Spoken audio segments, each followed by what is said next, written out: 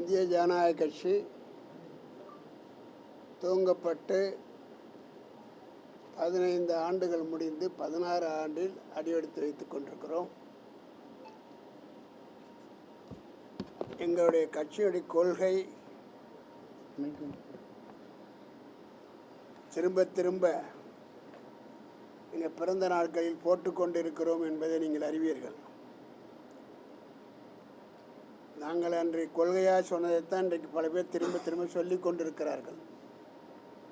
குடும்ப ஆட்சி ஆற்றப்பட வேண்டும், இலவசங்கள் தவிர்க்கப்பட வேண்டும், பெண்களுக்கு சம உரிமை கொடுக்கப்பட வேண்டும், டாஸ்மார்க் மூடப்பட வேண்டும், விவசாயத்தில் குடும்பத்தில் பிறந்த ஒருத்தர் நாடாள வேண்டும் போன்ற கொள்கைகளை கொண்டது தான் இந்த ஜனநாயக கட்சி. இந்த கொள்கையை கொண்டு தொடர்ந்து நான் சொன்னது போல 14 ஆண்டுகளாக நடத்தி கொண்டு வருகிறோம். எங்களுக்கென்று ஒரு அரசியல் கட்சி நடத்துவதற்கென்று ஒரு முறையை நாங்கள் வகுத்து கொண்டோம். எவர் ஒருவரையும் பார்த்து இந்திய ஜனநாயக கட்சி செயல்படுவதில்லை. எங்களுக்கென்று எந்த முன்னோட்டமும் முன்னோடிகளும் இல்லை. இது சுயம்பாக துவங்கப்பட்ட கட்சி. ஆனால் தேசிய பார்வை கொண்ட கட்சி. தேசியமும் வளர வேண்டும், இந்தியாவும் நன்றாக இருக்க வேண்டும், தமிழ்நாடும் நன்றாக இருக்க வேண்டும் என்ற அடிப்படையில் இந்த கட்சி துவங்கப்பட்டது. அதே நிலையில் இப்பொழுது இருந்து கொண்டிருக்கிறது. இந்த கொள்கை அடிப்படையில் தான் நாங்கள் தொடர்ந்து ஒரு தேசிய கட்சியுடன் முன்னுரிமை கொண்டு இன்றைக்கு பாரதிய ஜனதா கட்சியோடு தொடர்ந்து நாங்கள் தோழமையில் இருக்கிறோம்.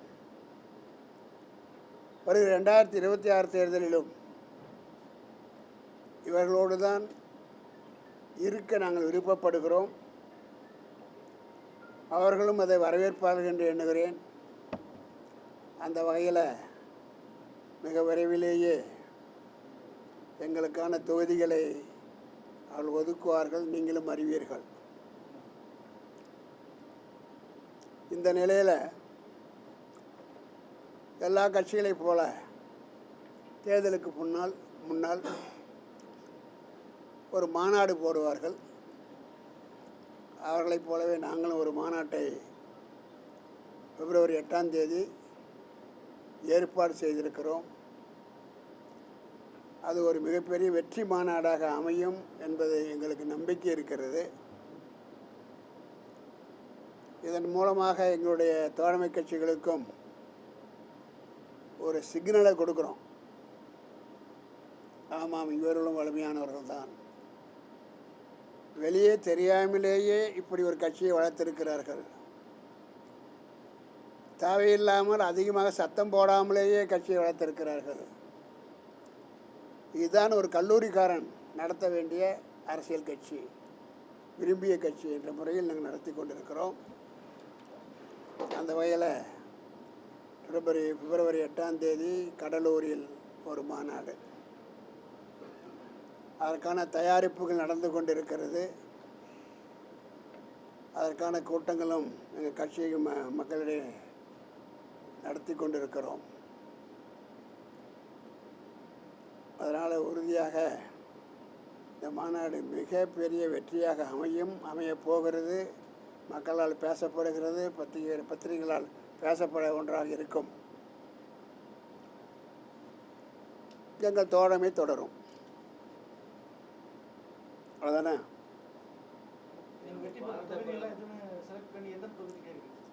நாங்கள் ஒரு 6 தொகுதி எய்ம் பண்ணியிருக்கோம். கூட குறைச்ச பரவாயில்ல, குறைஞ்சது 6. அதான் ஒரு 6 தொகுதி எய்ம் பண்ணியிருக்கோம்.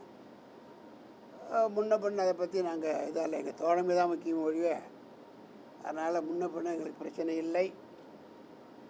ஆனால் தோழமை தொடரும். நாங்கள் அந்த முயற்சியை செய்து கொண்டிருக்கிறோம். சின்னத்துக்கு ஏற்கனவே நாங்கள் சின்னம் ஒரு தடவை மோதிரத்தில் நின்னோம், ஒரு தடவை கத்திரிக்கோள் நின்னோம், இன்னொரு முறை ஆட்டோ சின்னத்தில் நின்னோம். இந்த கட்சி துவங்கப்பட்ட அதே ஆண்டில் 8 மாதத்தில் 113 தொகுதியில் போட்டியிட்டோம். 8 மாதத்தில் கட்சி ஆரம்பித்தல் 118 தொகுதியில். வெற்றி தோல்வி என்பது புதிய கட்சிக்கு பொருட்டல்ல. அந்த வகையில் போட்டியிட்டோம். ஒரு அனுபவத்தை பெற்றோம். அதற்கு பின்னாடி பிஜேபி சட்டமன்ற தேர்தலில் 43 இடங்களை கொடுத்தார்கள். அதிலும் போட்டியிட்டோம். அதற்கு அடுத்தது மைய கட்சி கமலஹாசனோட கட்சியோடு சேர்ந்து ஒரு 40 தொகுதியில் போட்டியிட்டோம். ஆக தொடர்ந்து சட்டமன்ற தொகுதியில் நாங்கள் போட்டியிட்டு கொண்டிருக்கிறோம். அதேபோல் பாராளுமன்றத்தில் பெரம்பலூர் தொகுதியில் 3 முறை அதே தொகுதியில் போட்டியிட்டேன். ஒரு முறை வெற்றி பெற்றேன், 2 முறை அனுபவத்தை பெற்றேன். அவ்வளோதான்.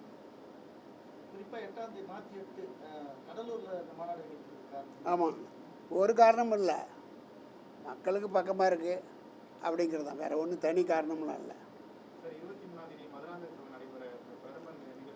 அதற்கான அழைப்பு வரும் என்று எண்ணுகிறேன். அழைத்து கொண்டிருக்கிறார்கள்.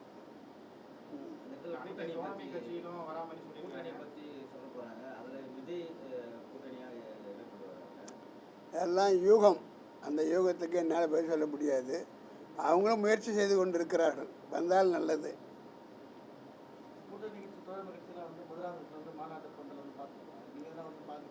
நான் பக்கத்து ஊருக்காரன். நான் தூரத்தில் இருக்கிறேன். இந்த அந்த ஸ்டெப்பு எங்கள் பழைய கழகத்தினுடைய இன்னொரு அங்கே இருக்க அச்சர பக்கத்தில் தினம் பார்த்துட்டு போகிறேன்.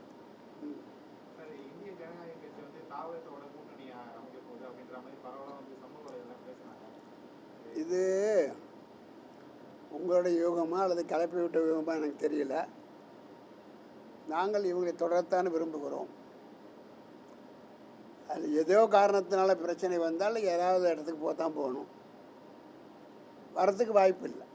ஏன்னா எனக்கு நம்பிக்கை ஒரு பொருள், எண்ணிக்கை ஒரு பொருட்டு இல்லை.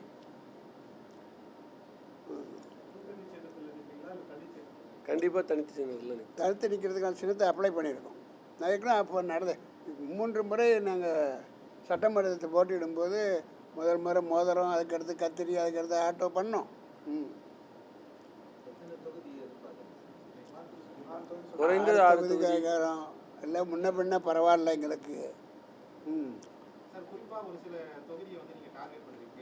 அது இப்போ வேண்டாம். அது வேண்டாம். அழைப்பு ஏன் வராமல் போகுது? ஏன் வராத போகுது? நான் தானே மோடி முதல் கொண்டு வந்தேன் தமிழ்நாட்டுக்கு.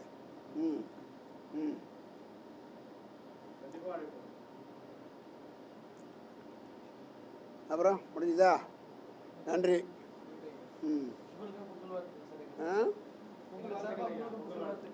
பொங்கல் வாழ்த்துக்களை ஏற்றுக்கொள்ளுகிறேன். என் பொங்கல் வாழ்த்து ஏற்கனவே சொல்லிட்டேன்.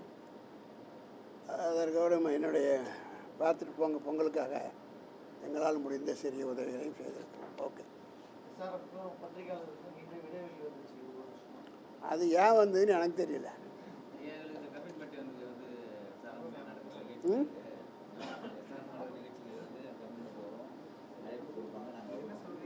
எதுக்குமே சாராமுக்கு ஒரு நிகழ்ச்சி நடந்தாலுமே பத்திரிகையாளர் எங்களுக்கு முக்கியமான பத்திரிகையாளர் எல்லாரும் அழைப்போம்.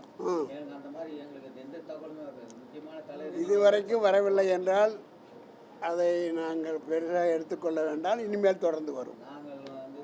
கேளுங்கள், கொடுக்கப்படும். சொல்லியாச்சு, விடுங்க. SRM நல்ல ரிலேஷன்ஷிப் பத்திரிகையாளரில் இருக்கு. இல்லை, கட்சி ரீதியாக தான் நமக்கும் உங்களுக்கும் செட் ஆக மாட்டேங்குது. நார்மலாக பார்த்தீங்கன்னா எல்லா நிகழ்ச்சிகளையும் கேரி அவுட் பண்ணி உங்கள் பார்வையில் நீங்கள் எதிர்பார்க்க அரசியல் கட்சி நாங்கள் அல்ல.